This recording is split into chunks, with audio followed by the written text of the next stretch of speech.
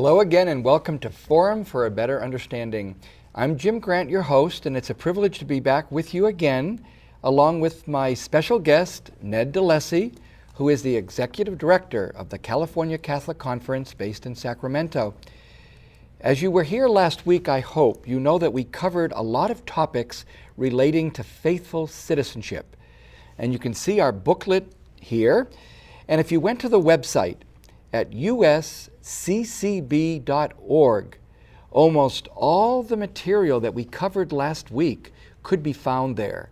You'll understand where the bishops are guiding us with their documents and also with their material to think in a Catholic way about life.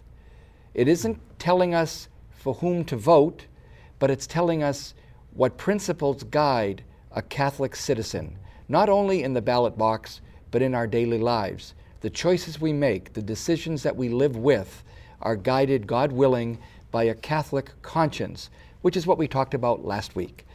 Ned, you might want to tell us a little bit about the California Catholic Conference, and I think we're going to see actually the list of those wonderful dioceses and archdioceses. What is the conference and what do you do? Sure. Thank you, Jim. The California Catholic Conference is the organization of the California bishops in the state of California. It's their official voice together in the public order, the 2 archbishops and the other 10 bishops in the state. So we have the 12 dioceses in the state. They form an organization. We are them, and we are their organization. And as the executive director, I'm charged with with representing them in the public order. I'm a registered lobbyist, as are a number of people on my staff, and we basically do the public policy work of the Catholic Church. In support of that, when we're into electioneering times, we offer resources for faithful citizenship, of which this program is one, and the booklet that you mentioned, Faithful Citizenship, and many other issues, many other resources are available on the California Catholic Conference website at cacatholic.org. Let's see that website because it's a world of good information, cacatholic.org. What are some of the things you'll find there, Ned? What you'll find there is resources, links to USCCB material, as you mentioned, links to the various dioceses and the material that they've prepared to assist citizens, Catholic social teaching as it applies to a variety of different issues, some of which we talked about last week, life and family and social justice, things like that. There are readings and resources on that. We have blogs from different faithful Catholics around the society who comment about the issues of the day, and we have the opportunity to participate in the Catholic Legislative Network. And so it's a wonderful resource for Catholics putting their faith into action. You will also find, and we're going to spend part of this program talking about the initiatives that are coming up. You'll find the piece that has the most hits of any piece we ever do, and that piece is the Catholic Reader's Digest version of the initiatives. It's a way for Catholics to take a quick look at what is this initiative, who's sponsoring it, who's funding it, and what applicable Catholic teaching would I think about as I'm praying and deciding what to do. It is by far the most hit piece of stuff we do out there. I'm glad that it's going to be readable, very, very intelligible, and also practical. So we'd like you to go there, cacatholic.org. Not only during the election, we wanted you to know that what the Catholic philosophy is, it doesn't just become engaged every 4 years or every 2 years. Correct. It's something that we live with daily. And I just hope that this program this week and last week helps you to appreciate a new concept. There is a Catholic way to think. It isn't always going in one single direction, but it is an enlightened way to grasp social issues. Now, Ned, you used a word that was, I'm not going to let you get by so easily. You said you're a lobbyist. Mm-hmm. Now, lobbyists, in my mind, usually are not people I want to have a conversation with. Tell us how come lobbyist is not necessarily a dirty word. Well, lobbyists do what I do. We bring a particular perspective to bear, and many lobbyists are lobbyists for particular industries or particular perspectives, interest groups, associations, different aspects that need to participate in the public debate. We sometimes have a bad reputation, but the reality is that politics in California is pretty squeaky clean. We have lots of public disclosure, and we file the public disclosure, reports also. What separates my lobbying from the lobbying of many of my colleagues is the fact that I lobby for the Catholic Church, and we take no position on candidates and or parties. And we don't make any donations to candidates and or parties. And so that frees us up, in one sense, to speak the truth to power, if you will, to comment and bring meaning to the conversations that we're engaged in, and to bring our unique Catholic perspective to bear, both for our Catholics who are politicians as well as for other Catholics that are there. And so it's a privilege to be able to do it. It's a form of evangelization. No, we're really glad, and I wanted you to clarify, because I think when you said that, I just want people to appreciate there is a reason for which we do this. This is not just, under the covers or behind closed doors. It's a public effort to present to our legislators the Catholic position. And that's why there's a very good day every year called Catholic Lobby Day. And I've gone up there many times in the past when we had large numbers of people going up on buses. Now it's more of a focused gathering. It's less people going, but also maybe more intense gatherings with their local legislators, both the senators and the assembly members. So it is a very important service that the California Catholic Conference serves for us up in Sacramento. Now, let's shift gears one moment to something national, because we want to talk about what's going on in November in California, but there's stuff going on in our national conversation that has been front and center for months, if not years. It's the whole HHS situation with the contraceptive mandate, legislation that is being part of the Affordable Care Act. Could you please unpack any part of that, perhaps using the slide that we have, talking about the mandate that is binding us as Catholics in a very uncomfortable way? Sure. We're all familiar with the Fortnight for Freedom that just ended this last summer, and it was in June and July. And this was an opportunity that the Catholic bishops invited us as Catholics to focus on the questions of religious liberty that have surfaced. In the Affordable Health Care Act, there is the contraceptive mandate, and that contraceptive mandate requires all employers to offer coverage, which includes contraceptives. And while we have a position as the Church on contraception, we also have a concern about the abortifacients and the surgical sterilizations that are considered part of that contraceptive mandate. What is most concerned, though, to the Catholic bishops, and particularly concerned for the bishops in the state of California, is that in that federal mandate, in this new contraceptive mandate, there is a unique and new definition of religious employer. And that definition of a religious employer is, brought together in a very, I think, disrespectful way. It talks about the fact that the only people who can claim a conscience in this particular moment are people who are in the business of inculcating values, that we're primarily employing people of our own faith, we're primarily serving people of our own faith, and we qualify in the unique IRS code for nonprofits and churches, 6033I. Now that covers us as the Catholic Diocese of Fresno. It covers us as the Catholic Parish of Our Lady of Carmel. It covers us in that regard. What it doesn't cover is what we do in the public order. It doesn't cover our Catholic charities. It doesn't cover our Catholic hospitals. It doesn't cover our Catholic higher ed. It doesn't cover certain of our Catholic schools who are out there and serve, a very diverse population of people. This definition is an affront to us as the Catholic people. And the bishops recognize that this is not where we want to go. We don't want this definition to remain in federal law. We don't want the government to view our ministries as not Catholic. They come from our commitment to Jesus Christ to serve and to be present in the society. I like to tell people it's as if the government all of a sudden decided to tell the family, and that's us in the Catholic family, that the family businesses that engage the public aren't part of the family. And it's like, well, you have no competence to tell us that. There are businesses. We know who we are, why we do them, and what we do. And the government has no competence to define this, and certainly to do it in this fashion is an affront to us who have served so long and so faithfully in this society right now. So we petition, the president, we petition Congress, and you'll see a lot of this on the diocesan website as well as on our Catholic Conference website. We petition to get this definition of religious employer removed. We would love to get the contraceptive mandate removed, but that's not going to happen. The society is committed to doing that and moving forward, but we cannot let this definition of religious employer stand. We still have to be a voice speaking that prophetic word around the contraceptive mandate, but we better be smart as foxes, and we better be addressing this definition of religious employer, because this will come back to haunt us in many ways, as we know all too well in California. Now, there is this quote from a professor that I want to share only to see if there's a way to unpack it and figure out what might be the upside of it, or is there a way that there's a misunderstanding that she's working with.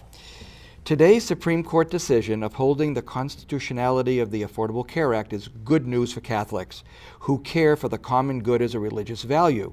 As a Catholic, I look to the Obama administration as it considers the parameters of the religious exemption to address the reasonable concerns of Catholic institutions in a way that will seal this important victory for broadened access to health care for all Americans. And that's Dr. Nancy Dellavalle from Fairfield University in Connecticut. Now, is there a way that the exemption is still not in cement to the point that we're going to find out that there is an upside to this ACA or not? Is it a done deal? It is not a done deal. The exemption, the language of religious employer, and the exemption that is granted, as well as the president's so-called accommodation, is in regulation. And that regulation can be changed by the administration if they would choose to do so. The prospects of doing that between now and the election are slim and none.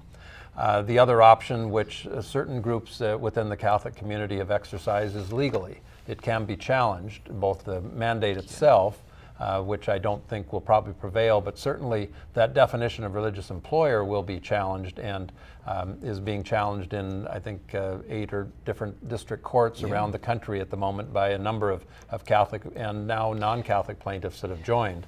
And then, third, there's a political remedy. I mean, the legislature, the Congress, can step in and say, you cannot define religion this way, or they can provide other protections for religious communities, just as they did with the Religious Land Use and Institutional Practice Act that came about, just as they did with the Religious Freedom Restoration Act, RFRA it's called, countering some Supreme Court decisions and countering actions of the government at various times. So there are many areas of redress. I think the bishops are committed within these next 18 months, we've got to solve this.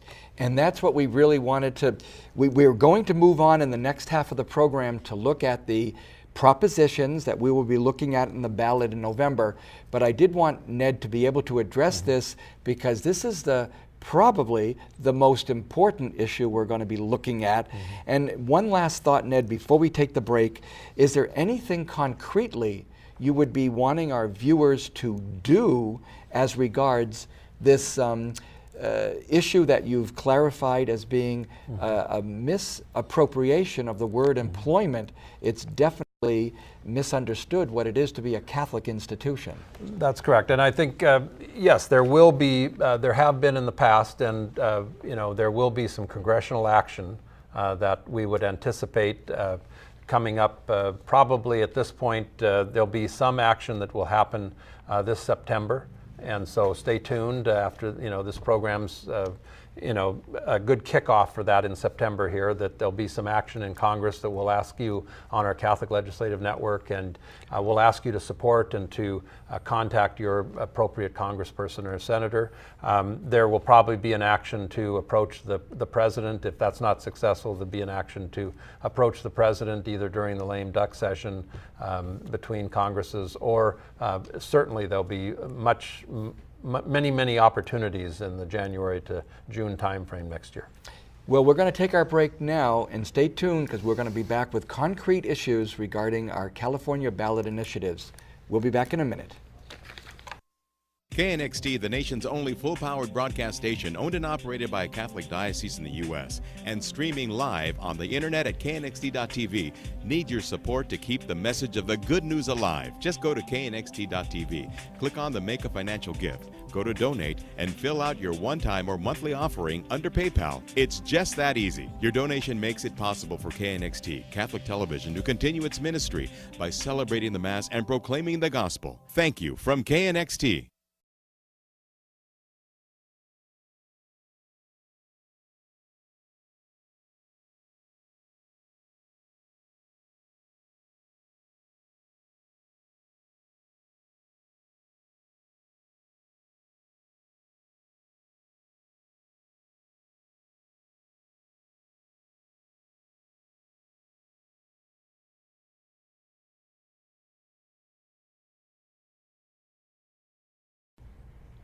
Hello again and welcome to Forum for a Better Understanding.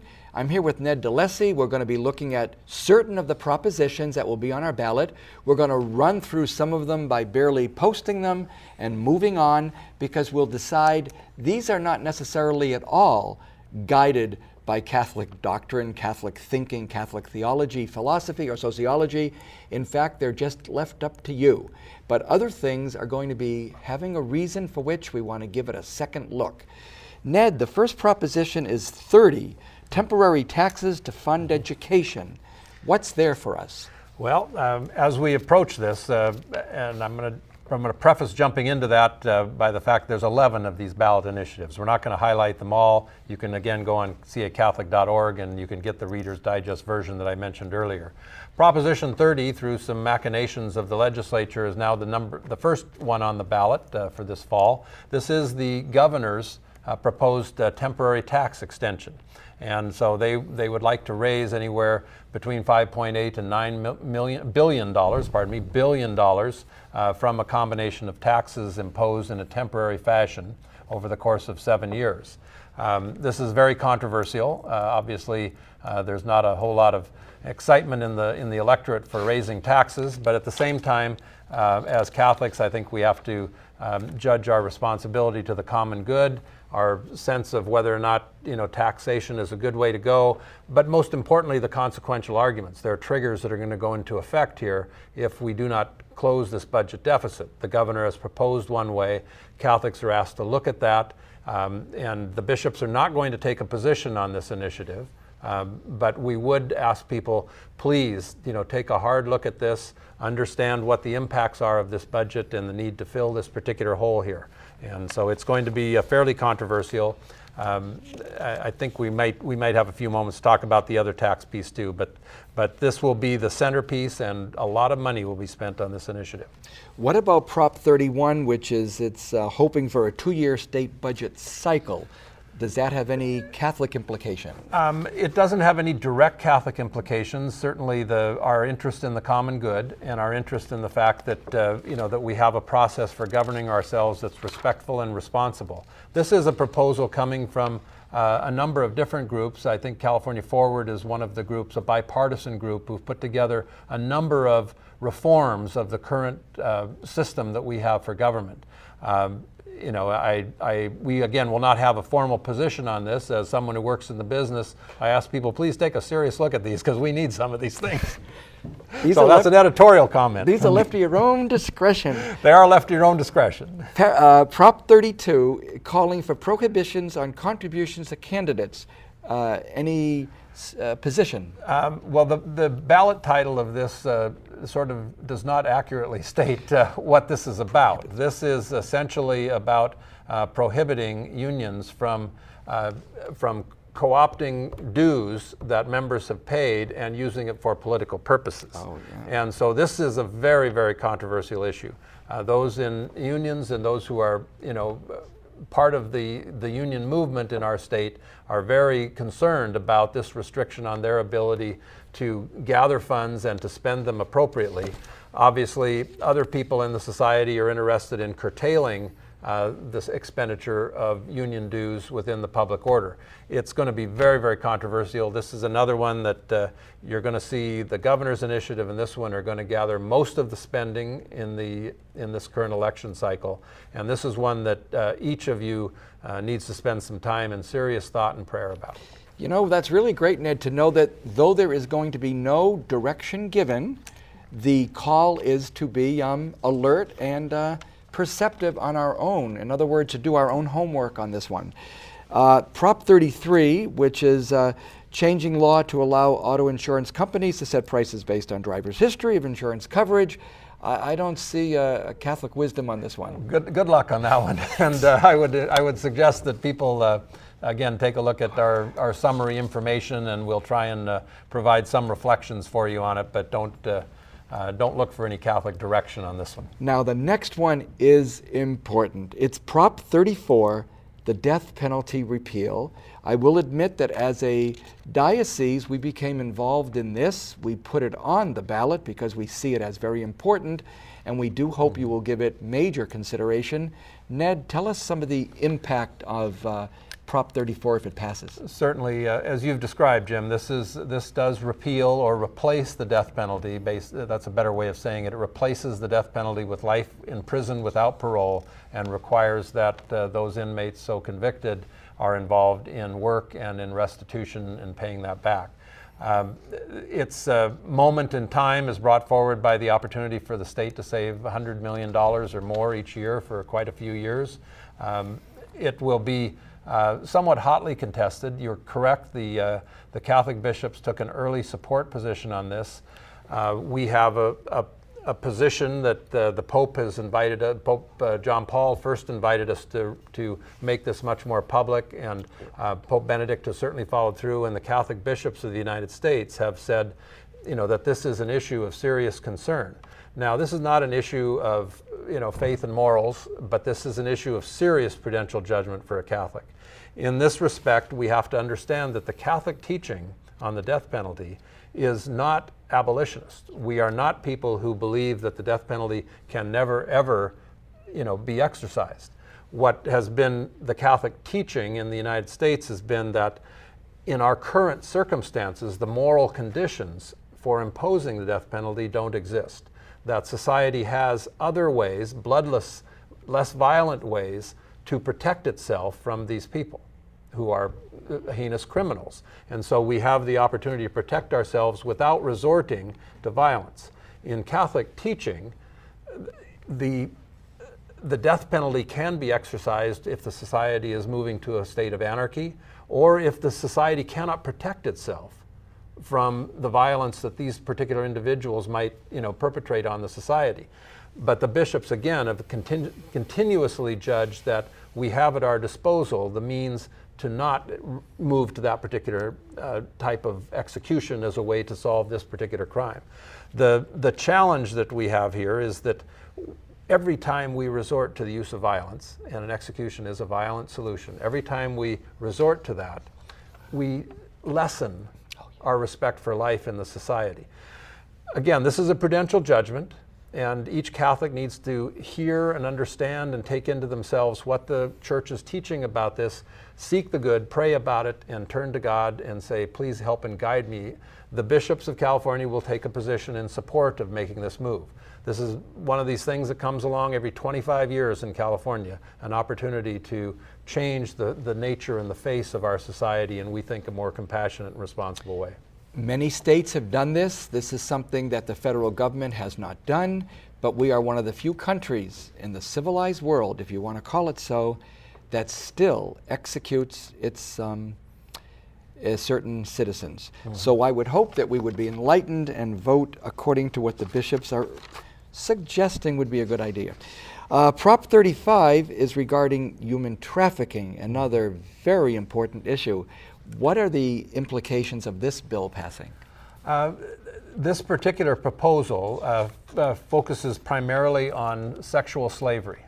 And it has many provisions that address the awareness of sexual slavery, that address the victims of sexual slavery and their rehabilitation within society, and address the criminal penalties for people who engage in sexual slavery. And so this proposition will gather the support of the Catholic bishops, and I would expect sometime this month you will see a statement from the Catholic bishops inviting Catholics to pray about this, to seriously consider it, and to support this particular initiative. It only begins the process. The greatest amount of human trafficking in the world is around work.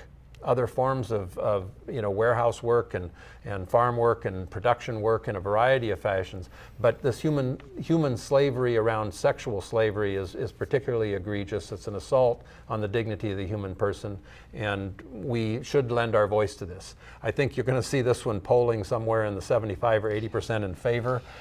It's a good first step. It's a good move, and look for some good information on it. There's a movie that we will be having the producer on a show, on a forum called Trade of Innocence. Very important film coming out, and we hope you'll see that, but we also hope you'll think of voting yes on Prop 35. Prop 36, three strikes law, sentencing, a little bit of a modification there for the third strike. Yes. Where does that go? That's another interesting proposal. It has come up before. As people are aware, we have three strikes, the three serious felonies, and you're in jail for the rest of your life. We already have a habitual criminal law which we could impose. This is a little more draconian. This law will basically adjust the third strike to make sure it's a serious and violent felony before someone is put away for life in prison for that particular penalty. So the bishops, I don't think, are going to have a formal position on it. We have in the past supported the reform of the three strikes laws, but this will be again, you'll see good information from the Catholic Church coming out to help guide people's reflection and hopefully their decision on this issue. The last one we want to look at briefly is Prop 38, proposing a tax for education for early childhood programs. Where are we on that? Prop 38 is the other tax initiative by Ms. Munger from LA, and this one cuts across all the levels of taxation in the state and focuses it primarily on education. I think there's not going to be a Catholic position on this particular initiative. It will have some controversy surrounding it because it taxes everyone across every tax code, and that disproportionately impacts those that are poor in some ways. I think some of our education people will like it a lot because it does provide a lot of direct money to education. I think other people will be critical of it because it does tax low-income people in a way that might not necessarily be helpful. I think our last slide is going to be Pope Benedict XVI. Do you want to read that and let us know what the Pope says as we conclude our program? Sure. There are complex things out there, and we're always sort of challenged when we get to that moment in the electoral booth and we're trying to figure out what to do. I think it's helpful for us to listen to the end of Deus Caritas Est and to know that we are helped by the knowledge that in the end we're only instruments in the Lord's hands. And this knowledge frees us from the presumption of thinking that we alone are responsible for building a better world. In all humility, we will do what we can, and in all humility, we will entrust the rest to the Lord. Well, Ned, I want to thank you for sharing so well 2 programs about your work up at the California Catholic Conference. We want to thank you for what you do there and what you did here. We want to invite people to go to the website, and we'll be back next week with another program. And until then, God bless.